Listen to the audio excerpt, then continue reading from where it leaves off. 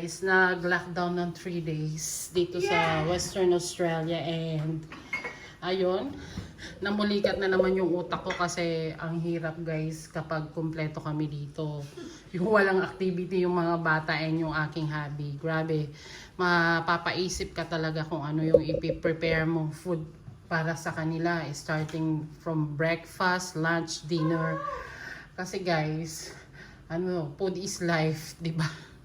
Unlike pag meron silang work and meron silang school, breakfast and dinner lang yung pinoproblema ko. Yung lunch kahit ano na lang kasi ako lang naman mag-isa. So, pag nandito sila guys, grabe. Food is life. Kagabi nga, matutulog na lang kami. May midnight snack pa na. What's that, baby? Sausage roll and cereal. Tapos meron pang chips. Grabe sila guys. Ganon kami pag walang ginagawa. So yun guys, umpisahan na natin yung ating chicken pochero.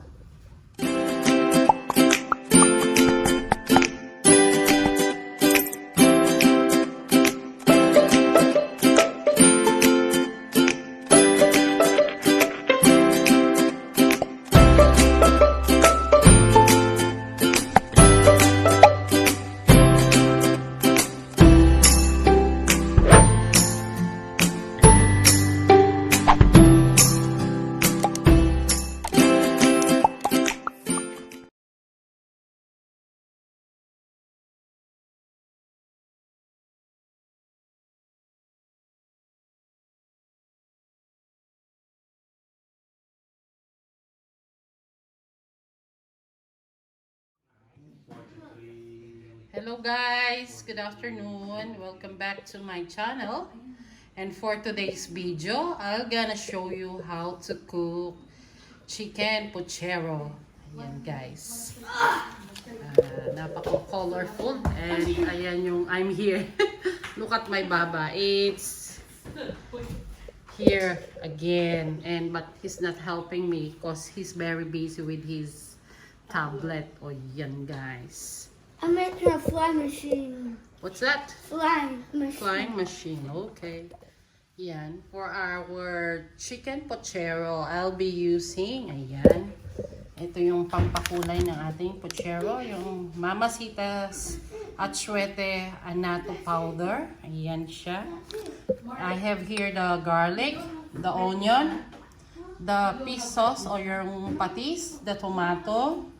I have here the potato, string beans, bell pepper, carrots, cabbage. Ayan, gumamit ako ng chicken drumstick and ito yung saging saba. Galing pa ng Pilipinas yan. Ayan.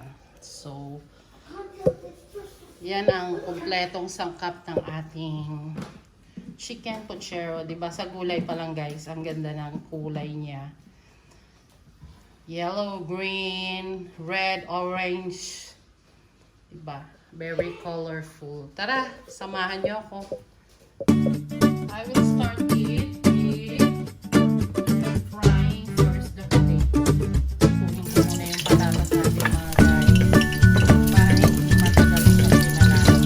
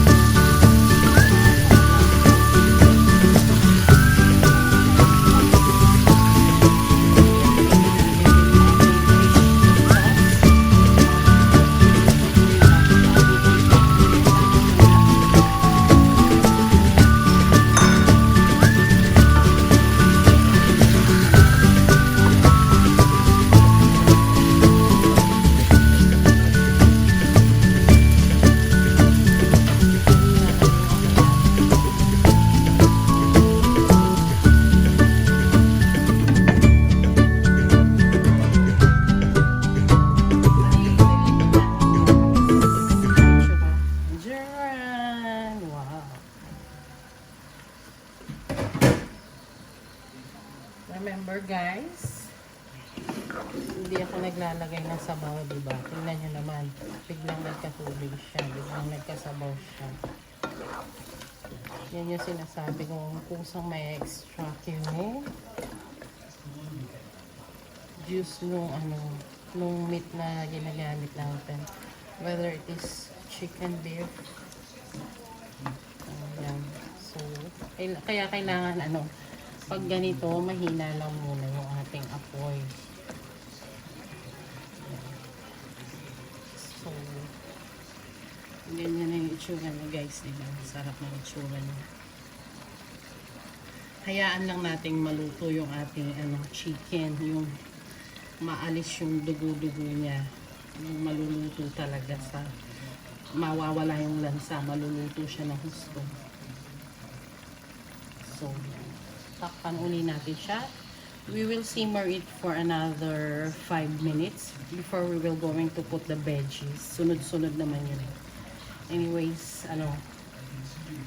sandali na lang sa mga veggies kasi yung potato which is medyo matigas na fry na natin. So, tatakpan lang natin and simmer for another 5 minutes.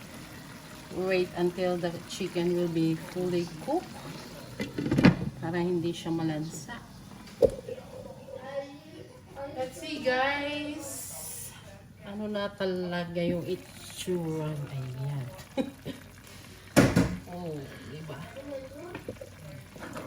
Bango niya. So, pwede na natin ilagay sunod-sunod yung ating veggies. Pwede na natin lakasan yung ating apoy.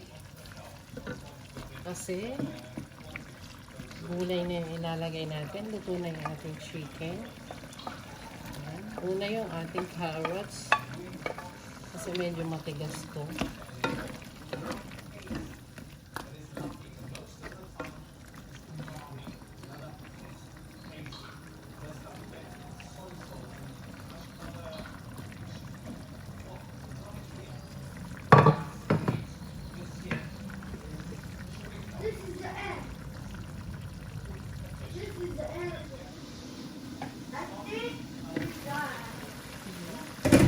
Pwede na natin isunod yung ating string beans. Hindi na natin siya tatakpan guys para medyo mag-evaporate na ng konti yung liquid niya. Kasi masarap dito konting sabaw na. Importante dito guys pag veggies yung niluluto para hindi ma-overcook. Kailangan yung apoy is malakas. Diba yung mga chef na pinapanood natin pag gulay yung niluluto nila yung parang umaapoy-apoy pa. Kasi yung tendency pag hininaan mo mabababad yung gulay. Lalambot lang siya. Pero pag ganitong malakas sandalian lang. Masarap kasi sa gulay diba yung crunchy siya. Yan guys. Pwede na rin natin ilagay itong potatoes and ang ating saging saba. Para yung yung saging saba, yung lasa niya nakahalo na dito, yung medyo manamis-namis siya. Manamis-namis na medyo may konting asim gawa nga meron tayong nilagay na konting tomato lang naman. So, konting kembot na lang to guys. Almost done na. Yung ating pang finale na ilalagay na veggies is yung ating cabbage and itong ating bell pepper.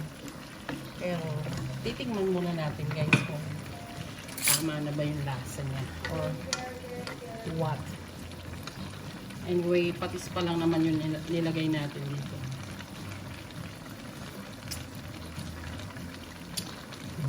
Medyo matabang-tabang siya. Kayo guys, kung medyo gusto niyo yung medyo sweet ng konti, pwede kayong mag-add ng konting sugar. Depende yun kung anong panglasa, diba? Lagi ko sinasabi yun. Optional yun dahil kung ano yung preference ng family, doon tayo magbe-base. Lagyan lang natin ng konting chicken sauce. And konting sugar.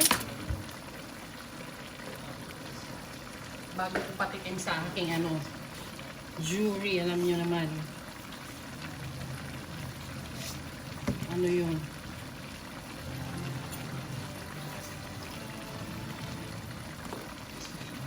Magaling yun. Ayan. Konti lang kasi hahalo na yung lasa ng ating saging saba dyan. So no need to put a lot of sugar on it.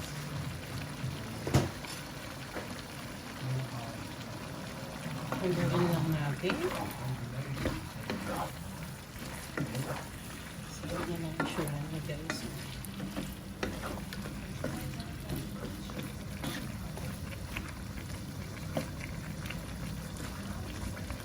Tikman natin ulit bago natin tawagin yung ating little chef. Little chef, get ready. Yay! Come on. You taste this one. Diba you're eating veggies na ngayon? Like yesterday, when we had our dinner, you eat the kangkong? Yeah. Did you make a vlog on that? Yeah, I know. I didn't make a vlog yesterday. Sorry. Ito. Sarap.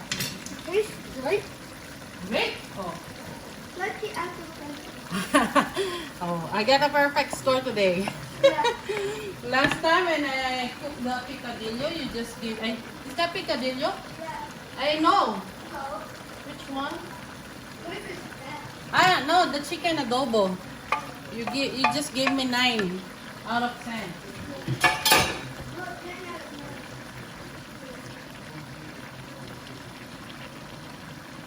Haluin lang natin guys. Yan, naka-perfect score na ako sa aking little chef. Tastes great daw. Konting kembot na lang to mga the kitchen. Mga 1 to 2 minutes na lang natin to. Isisimmer. Palulutuin lang natin yung ating cabbage. Madali lang naman yung ating cabbage. Nakikita nyo na ba guys kung ano yung itsura niya, diba? Sarap. Hindi ko na siya tatakpan kasi pag tinakpan ko pa itong magmamoist na naman, magtutubig na naman, magsasabaw na naman.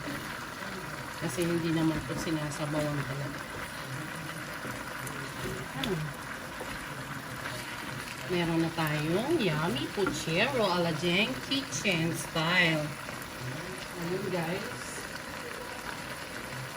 Kung nag-enjoy kayo sa panunood sa aking video for today, don't forget to subscribe, like, share, and comment, and click the notification bell button for more update on my videos soon.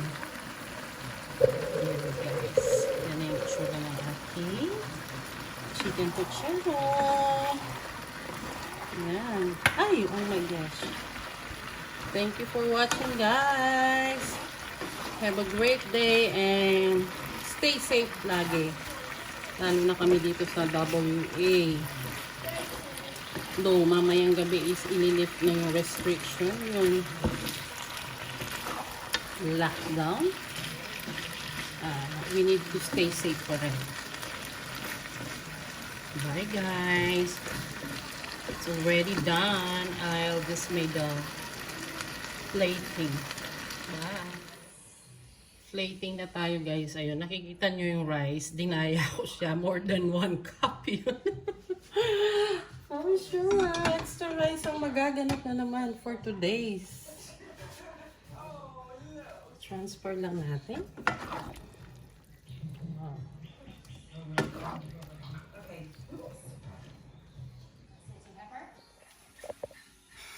Kain na guys. Ayan na yung ating chicken pochero.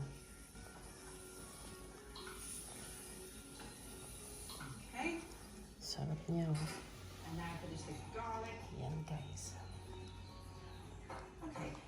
check the second two shanks. Yeah, that's right. They're golden all over. So now I can put the other shanks in to join them.